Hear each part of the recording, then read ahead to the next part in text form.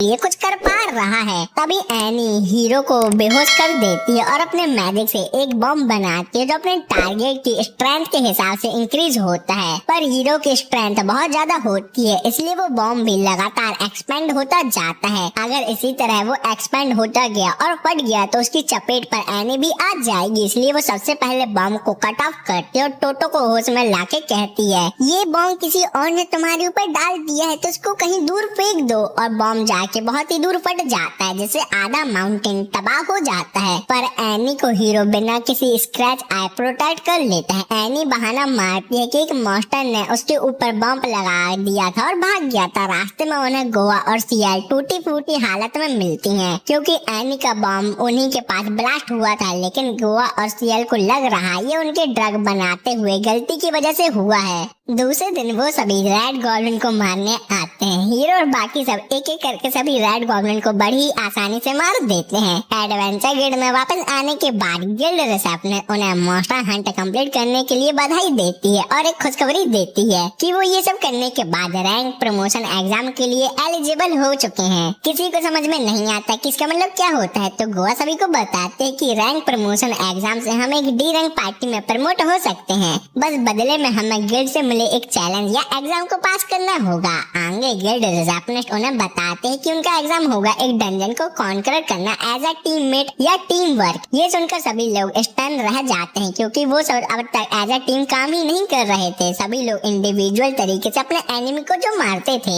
दूसरे दिन जब वो सभी डंजन में आते हैं तो गार्ड उन्हें बताते हैं उनका एग्जाम है डंजन के लोवेस्ट फ्लोर तक जाना और वहाँ से एक प्रूफ लाना कि वो वहाँ तक गए थे। जब वो सभी पूछते हैं कि डंजन में कितने फ्लोर है मालिक, तो गार्ड उन्हें कुछ भी बताने से मना कर देता है, क्योंकि अगर वो बता देता तो ये सब चीटिंग मान ली जाएगी। लेकिन बाकी तीनों लड़कियां बहुत ही ज्यादा एक्साइटेड होती हैं टीम वर्क में काम करने के लिए। सीन कट होता है एक दिन पहले, जहां वो तीनों लड़कियां एक जगह मिलती हैं और डिसाइड करते हैं कि वो लोग एज अ टीम काम नहीं कर सकती, क्योंकि उन्हें तो सिर्फ हीरो को मारना है, तो उन्हें रैंक अप एग्जाम देने की क्या जरूरत है। तो गोवा कहती है अगर हम हाई रैंक एडवेंचर बन जाएंगे तो हम ज्यादा मुश्किल क्वेस्ट ले सकते हैं और डेंजरस एनिमी से लड़ सकते हैं, जिससे हमें हीरो को मारने के और ज्यादा चांसेस मिल पाएंगे। इस बात से सब एग्री हो जाते हैं और टेम्पररी डंजन पास करने के लिए समझौता कर लेते हैं कि वो अभी हीरो को मारने का इरादा नहीं रखेंगे। लेकिन मनी मन सब सोच रहे होते हैं कि ये एक अच्छा मौका है एक दूसरे को मार के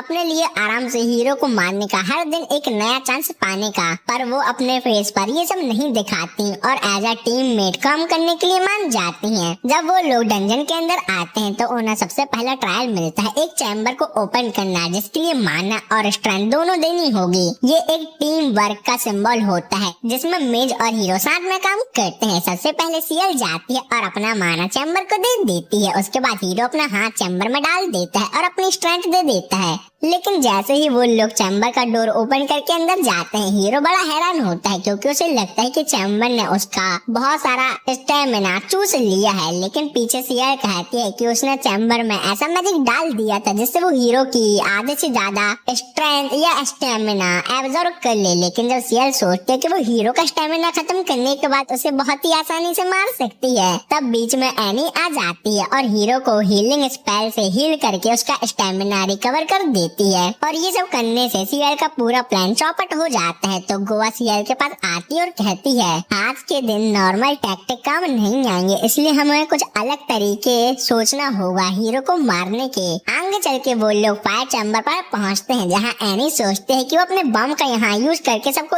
एक साथ उड़ा देगी। लेकिन सियल यहाँ अपना बदला लेती है और अपने विंड मैजिक से फायर चैम्बर की सारी आग बुझा देती है। उन दोनों के बीच थोड़ी लड़ाई होती है, पर हीरो के सामने वो ऐसे दिखाते हैं जैसे वो सब एज अ टीम काम कर रही हैं। आगे उन्हें एक हेल्यूसिनेशन चैम्बर मिलता है, वहाँ वो अपने हेल्यूसिनेशन ड्रग का यूज करने वाली होती है। लेकिन वो हैरान हो जाती है ये देखकर कि सियल और एनी पर उसके ड्रग का कोई असर नहीं हो रहा। तब सियल बताती है मैंने तो अपने ऊपर प्रोटेक्शन स्पेल कास्ट करके रखा है। और एनी कहती है गोवा के ड्रग मुझ पर इतनी बार असर कर चुके हैं कि अब मैंने उसके खिलाफ टॉलरेंस डेवलप कर लिया है। तभी वहाँ हीरो वापस आ जाता है रास्ता ढूंढकर और सभी लोग अगले रूम तक पहुंचते हैं जहां 3 अलग अलग चैम्बर होते हैं। चैम्बर ऑफ ट्रेजर जहां एनी जाना चाहती है, चैम्बर ऑफ ग्लोरी जहां सीएल जाना चाहती है, चैम्बर ऑफ प्लेजर जहां गोवा जाना चाहती है। वो तीनों लड़कियां हीरो को अपने अपने पास बुलाती हैं और एक दूसरे से लड़ने लगती हैं। हीरो को समझ नहीं आता कि कुछ देर पहले तक तो ये सब एकदम अच्छे से बात कर रहे थे और एज अ टीम काम कर रहे थे, पर इन्हें अचानक क्या हो गया। तब उसे गार्ड की बात याद आती है। इन्हें सबसे लोवेस्ट फ्लोर तक जाना है और प्रूफ वापस लाना है, इसलिए टोटो अपने नीचे वाले फ्लोर को पंच मार के तोड़ देता है, जिससे वो सभी नीचे गिर जाते हैं, लेकिन किसी को भी चोट नहीं लगती। तभी उनके सामने आता है उनका एग्जामिनर बैले। एग्जामिनर उन्हें कांग्रेचुलेट करता है क्योंकि वो तीनों चैम्बर में नहीं गए और सक्सेसफुली लोवेस्ट फ्लोर तक पहुंच गए हैं। फिर एग्जामिनर उन्हें उनका लास्ट चैलेंज बताता है कि उन्हें अपने एग्जामिनर पर एक हिट लैंड करना होगा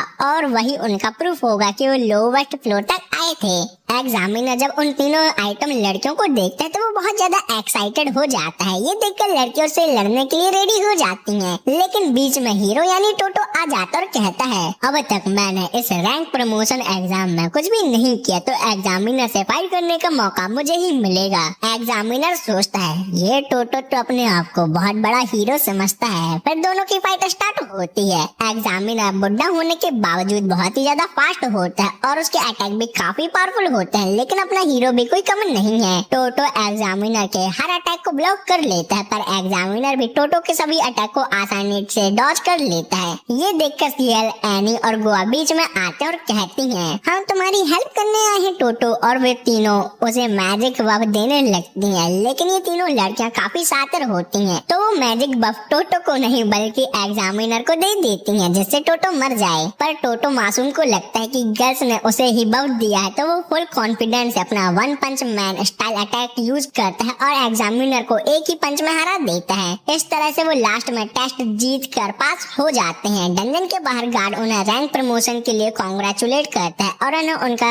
new D rank adventure card देता है, लेकिन टोटो थोड़ा सैड होता है क्योंकि उसने देखा था कि डंजन के अंदर वो तीनों लड़कियां एक दूसरे से लड़ने लगी थी। ये सुन के सीएल, एनी और गोवा एक साथ कहती हैं डंजन में ऐसे स्पेल थे जिनकी वजह से हम मजबूर हो गए थे एक दूसरे से लड़ने के लिए, पर बाहर आने के बाद सब कुछ पहले जैसा हो गया है और हम सब एक टीम है। ये सुनकर टोटो बहुत खुश हो जाता है। फिर वो सब मिलकर टाउन की तरफ वापस चल पड़ते हैं, लेकिन अंदर से वो लड़कियां अभी भी एक दूसरे से लड़ने के लिए उतावली होती हैं। तभी टोटो कहता है मुझे तो बहुत तेज भूख लग रही है, तो गोवा कहती है क्यों ना हम लोग अपनी रैंक प्रमोशन की पार्टी करने चले। रेस्टोरेंट आने के बाद एनी ये बोलकर ड्रिंक करते हैं कि एक प्रिस्टेस भी कभी कभी ड्रिंक कर सकती है। टोटो फिर से बेहोश हो गया होता है। एनी टल्ली होने के बाद सीएल को कहती है तुम मुझे अपनी बड़ी बहन बुलाओ, लेकिन वो अभी नहीं बोलती, पर 1 घंटे बाद वो भी स्वीट मॉकटेल पी के टल्ली हो जाती है और एनी को बिग सिस्टर और अपने आप को उसकी लिटिल सिस्टर मान लेती है। वो सभी अभी फाइट नहीं करते और अपने दिल की बात करते हैं, क्योंकि गोवा बिना अपनी चार्मिंग और ड्रग की हेल्प से नॉर्मल लोगों से बात करके खुश है। एनी भी पहली बार मिशन में होते हुए ड्रिंक कर रही है और खुश है। और रही बात सीएल की, तो वो डीमन वर्ल्ड में किसी से बात नहीं कर पाती थी और अपने मन से कुछ भी नहीं कर सकती थी, क्योंकि वो डीमन लॉर्ड की बेटी थी और दूसरी बात डीमन लॉर्ड उसको लेके बहुत ही ज्यादा पॉजेसिव था। पर वो अभी बहुत खुश है डीमन वर्ल्ड से दूर होके। फिर गोवा कहती है हम हीरो के बारे में क्या सोचते हैं। ये एक साथ बोलते हैं, जहाँ एनी कहती है वो एक सीक्रेट है, जिससे बाकी दोनों को समझ आ जाता है कि एनी को टोटो से प्यार हो गया है। कुछ देर बाद वो टोटो को उठाते हैं वापस चलने के लिए। टोटो ये देख के बहुत खुश होता है कि तीनों लड़कियां नॉर्मल हो गई हैं। रात में जब सब सो रहे होते हैं तब सीएल से मिलने डीमन लॉर्ड की रॉयल गार्ड हापी आती है। सीएल हमें बताती है कि हापी डीमन लॉर्ड की रॉयल गार्ड होने के साथ साथ डीमन वर्ल्ड की टीचर भी है, जो सभी को फाइटिंग सिखाती है। हापी सीएल को कहती है आपको देखने में आई हूँ, क्योंकि आपको यहाँ आए 1 मंथ हो गए हैं, लेकिन अभी तक आपने हीरो को असैसिनेट नहीं कर पाया। अगर कल तक आप हीरो को मार नहीं पाती तो ये कंफर्म हो जाएगा कि आप इंडिपेंडेंट बाहर जाने के अभी काबिल नहीं हो, और इसलिए मैं फोर्सफुली आपको डीमन वर्ल्ड ले जाऊंगी, जहाँ आपको फिर से मेरे साथ फाइटिंग की ट्रेनिंग करनी होगी। और वहाँ से चली जाती है। सीएल ये सब सुन के अपने मन में डिसाइड कर लेती है कि अब उसने मस्ती मजाक बहुत कर लिया और जो उसने ऑलरेडी अपने माइंड में प्लान रेडी करके रखा है उसको फॉलो करते हुए कल वो हीरो को मार देगी। दूसरे दिन एनी सबसे लास्ट में सो के आती है और उसके रिवीलिंग कपड़े देख के टोटो बेहोश हो जाता है, ऐसा गोवा का कहना होता है। तो एनी गोवा से कहती है मेरे मेरे से ज्यादा रिवीलिंग कपड़े तो तुम पहनती हो, कहीं सोफिया अंसारी की फैन तो नहीं हो तुम। और ऐसे ही उन दोनों के बीच फाइट जारी रहती है। तभी सियल कहती है तुम दोनों के साथ टाइम स्पेंड करना एक अच्छा एक्सपीरियंस था, लेकिन अब मुझे हीरो के साथ तुम दोनों को भी मारना होगा क्योंकि यही मेरा मिशन है और आज हीरो को मारने की बारी मेरी है, याद है ना। और अब तक टोटो को भी होश आ जाता है और गोवा के एडवाइस देने पर वो डी रंग पार्टी बनने के बाद एक रियल एडवेंचर वाले क्वेस्ट ले सकते हैं। पर सबसे पहले गोवा एनी के लिए न्यू कपड़े खरीदेगी जो ज्यादा रिवीलिंग ना हो, जिसको पहनकर अगर हीरो एनी को देख भी ले तो वो बेहोश ना हो। पर ये सब गोवा का प्लान होता है जिससे सियल को हीरो के साथ कुछ अकेला टाइम मिले उसे मारने के लिए। गोवा ये सब इसलिए कर रही है क्योंकि वो सभी को अपना दोस्त और दुश्मन दोनों मानती है। कुछ टाइम बाद हीरो और सियल फॉरेस्ट गेम में डेथ रैट मॉन्स्टर को मारने आए हैं और ये मिशन वो दोनों अकेले पूरा कर सकते हैं। अंदर जाने के बाद सियल को जल्दी समझ आ जाता है डंजन के फिजिकल ट्रैप टोटो को मार नहीं सकते पर मैजिक ट्रैप मार सकते हैं। आगे आने के बाद उन्हें एक टोटम मिलता है जो डी रैंक क्वेस्ट में मिलना शुरू हो जाते हैं और सियल टोटम चेक करने के बहाने से उसमें ऐसा मैजिक कर देती है जिससे उसे टच करते ही टोटो की 90% पावर टोटम ले लेगा। पावर देने के बाद आगे जाने का डोर ओपन होता है पर तभी सियल को सेंस होता है हाफिज दूर से उसके ऊपर नजर रखे हुए है, इसलिए वो हीरो को बेहोश करके अपने बहुत पावरफुल वेपन को समन करती है क्योंकि वो हीरो को जिंदा छोड़ के वापस डीमन वर्ल्ड नहीं जाना चाहती क्योंकि वहाँ सब उसे नीची नजरों से जो देखते हैं। सियल टोटो पर अटैक करके उसे इंजर्ड तो कर देती है पर जब वो फाइनली उसे मारने के लिए रेडी होती है तो सभी के साथ टाइम स्पेंड की उसे मेमोरी याद आती है, इसलिए वो हीरो टोटो को नहीं मार पाती बल्कि होश में लाके कहती है तुम्हारे ऊपर डेथ रैट मॉन्स्टर ने हमला कर दिया टोटो। फिर वो टोटो को बेसिक हीलिंग स्पेल से हील करती है जहाँ टोटो सोचता है जब भी सभी को मेरी मदद की जरूरत होती है मैं बेहोश हो जाता हूँ और कुछ नहीं कर पाता। और इन्हीं बातों के बीच उन दोनों के ऊपर डेथ रैट मॉन्स्टर ज्यादा तादाद में हमला कर देते हैं पर टोटो सियल से हेल्प करने से मना कर देता है क्योंकि वो खुद इन डेथ रैट मॉन्स्टर को मारना चाहता है और साबित करना चाहता है कि वो बिना किसी की हेल्प के मॉन्स्टर को मार सकता है। कुछ टाइम बाद वो दोनों इन आते हैं जहाँ हीरो को इंजर्ड देख के गोवा उसे हील करने में लग जाती है और एनी हैरान होती है कि सियल ने हीरो को जब इंजर्ड कर दिया जो करना इम्पॉसिबल है लेकिन फिर उसे मारा क्यों नहीं। पर इस क्वेश्चन का सियल कोई जवाब नहीं देती। जब एनी पूछती है आज वो हीरो को मार सकती है क्योंकि वो इंजर्ड है तो सियल मना कर देती है क्योंकि आज उसकी टर्न है एनी की नहीं। पर आज वो हीरो को नहीं मारना चाहती। इन बातों से बिना बोले ही एनी को समझ आ जाता है कि सियल को भी हीरो से प्यार हो गया है, लेकिन ये सब बातें छोड़ के सियल को समझ नहीं आता कि उसे इन तीनों के साथ इतना कंफर्टेबल फील क्यों होता है। रात में हापी और सियल मिलते हैं जहाँ हापी कहती है तुमने डंजन में हीरो को ना मार के डीमन लॉर्ड से बगावत की है तो सियल कहती है मैं ऐसा करने के लिए कोई भी पनिशमेंट लेने और डीमन वर्ल्ड जाने के लिए रेडी हूँ। पर हापी उसे यहाँ ही रुक के हीरो को मारने की परमिशन दे देती है क्योंकि हापी का काम ये भी देखना था कि सियल अपनी मर्जी से सही डिसीजन ले सकती है या नहीं और क्या हीरो को मारने के वो लायक भी है या नहीं। पर मेन बात ये थी कि वो इंडिपेंडेंट होने के काबिल है या नहीं ये देखना था, जिसमें सियल पास हो गई है। आगे हापी ये भी कहती है कि डीमन वर्ल्ड से ज्यादा सियल अपने ह्यूमन पार्टी के साथ हैप्पी रहती है और जाने से पहले टॉन्ट मारती है कि सियल को हीरो से प्यार हो गया है और वहाँ से चली जाती है। दूसरे दिन एनी को देख के हीरो फिर से बेहोश हो जाता है तो सियल कहती है लड़कियां हीरो की वीकनेस है और कुछ नहीं। ये सुन के दोनों लोगों को समझ आ जाता है कि सियल अब नॉर्मल हो गई है। आगे गोवा सियल को बताती है कल टोटो अपने इंजर्ड होने से ज्यादा तुमको लेके परेशान था कि तुम अजीब बिहेव कर रही हो लेकिन खुद कुछ पूछने से शर्मा रहा था। फिर गोवा हीरो को होश में लाके कहती है हम अपने नेक्स्ट मिशन में कुछ सामान लेके टाउन जाने वाले हैं, वो भी नेक्स्ट वाले, और इस एडवेंचर पर हमें फॉरेस्ट में कैंपिंग करने का मौका भी मिल सकता है। जिसको सुन के हीरो फिर से बेहोश हो जाता है क्योंकि वो इमेजिन कर लेता है कि रात में तीनों लड़कियां उसके साथ चिपक के जो सो रही हैं।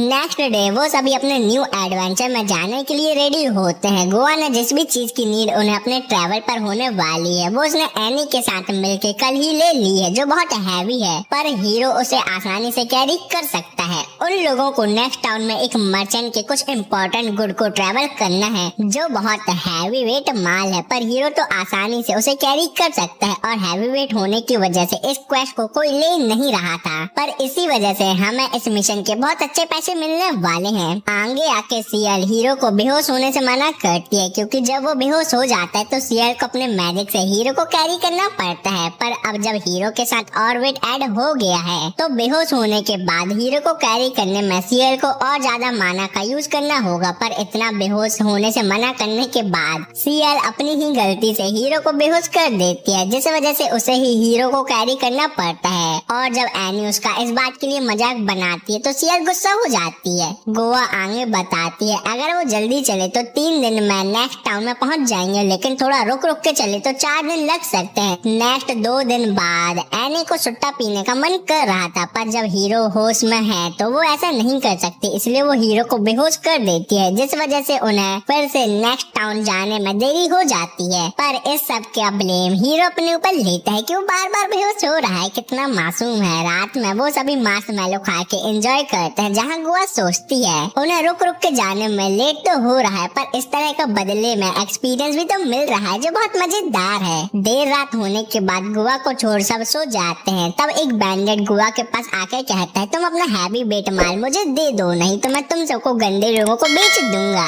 ये सब सुन के गोवा बहुत खुश हो जाती है, पर बाकी लोगों की सेफ्टी और मजे लेने के लिए बैंडेड को अपना माल दे देती है। पर वो माल इतना हैवी वेट होता है कि बैंडेड की उसे उठाने में पैंट पीली हो जाती है। पर जल्द ही बैंडेड बेहोश हो जाता है, क्योंकि हैवी वेट माल में गोवा ने अपना ड्रग लगा के जो रखा था, जिसका असर हीरो पर नहीं होता। और रही बात सीएल और एनी की, तो उन दोनों ने अपने मेथड से ड्रग से सेफ रहने का तरीका ढूंढ लिया है। गोवा ने ये सब इसलिए किया क्योंकि वो नहीं चाहती कि टोटो, एनी और सीएल किसी और के पास जाएं, बल्कि वो उन्हें अपने हाथों की कठपुतली बनाना चाहती है। दूसरे दिन बैंडेड एक ट्री को गोवा समझ के पागल हो गया होता है और हीरो गोवा से माफी मांगता है कि वो अपनी वॉच ड्यूटी के टाइम सो के नहीं उठा, जिस वजह से गोवा को रात भर सभी को बिना सोए गार्ड करने का काम करना पड़ा। लेकिन गोवा कहती है कोई बात नहीं हीरो, तुम ये ड्यूटी किसी और दिन कर लेना, ओके। थोड़े आगे जाने के बाद टोटो को भूख लगती है, पर उनका खाना खत्म हो गया होता है, इसलिए सीएल और टोटो फिशिंग करने आते हैं। पर जल्दी सीएल को समझ आ जाता है कि ये तो सुनने में बस अच्छा है, पर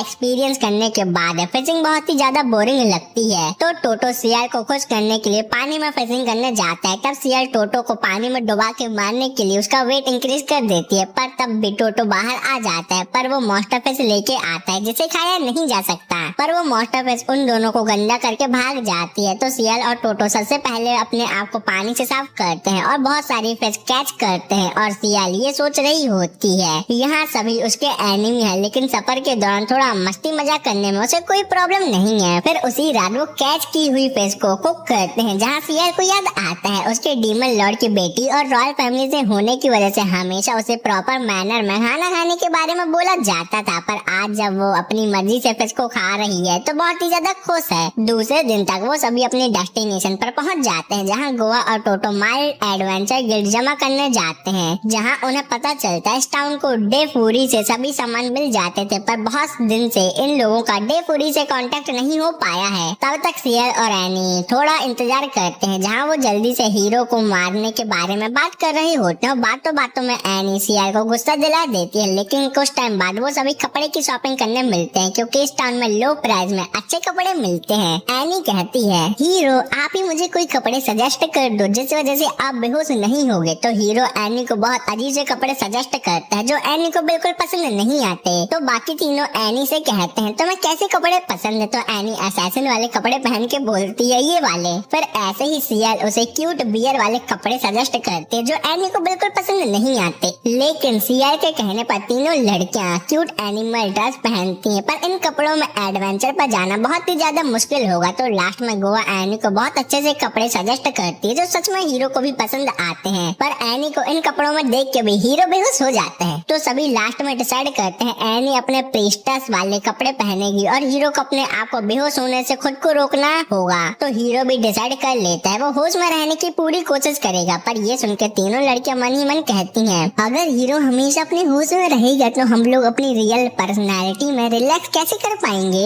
फिर नेक्स्ट डे वो सभी फोर्ट्रेस सिटी डी4 पर आते हैं, पर वहाँ गार्ड उन्हें बताता है ये लव एंड पीस की सिटी है, न कि फोर्ट्रेस सिटी डी फोरी। ये सुनकर सभी लोग हैरान हो जाते हैं। डे फोरी ब्लैक स्मिथ और वेपन क्रिएट करने के लिए बहुत फेमस है और एनी यहाँ पहले भी आ चुकी है, लेकिन अभी डे फोरी बहुत अजीब फील हो रहा है उसे भी, और गार्ड भी सिर्फ उन्हीं लोगों को अंदर जाने दे रहा है जिनकी लाइफ में लव एंड पीस होने के साथ वो एक दूसरे से प्यार करते हैं। और ये सब सुन के एनी और सियार बाहरी कैंप लगाने का डिसाइड करते हैं, क्योंकि वो सिग्मा फीमेल जो है। लेकिन गुआ और टोटो को पता लगाना है इस सिटी में क्या चल रहा है, इसलिए वो कपल बन के अंदर जाते हैं, जहाँ उन्हें दिखाई देता है पूरे शहर में निब्बा निब्बी घूम रहे हैं, और जो लोग नॉर्मल बिना किसी कपल के हैं उन्हें गार्ड लव एंड पीस के बारे में दिल से सोचने के लिए जेल में बंद कर रहे हैं। इतने अच्छे तरीके के लड़के दिला दो। एक गार्ड जब हीरो और गुआ के पास आता है तो गुआ ऐसे प्रिटेंड करती है जैसे वो न्यूली वेड कपल हो, तो गार्ड भी उन्हें छोड़ के वहाँ से चला जाता है। गुआ टोटो की तारीफ करते है कि वो बेहोश नहीं हुआ। फिर आगे टोटो कहता है वो अपनी पूरी कोशिश करेगा गुआ को प्रोटेक्ट करने के लिए, पर उन दोनों को पता नहीं होता कि कोई छुप के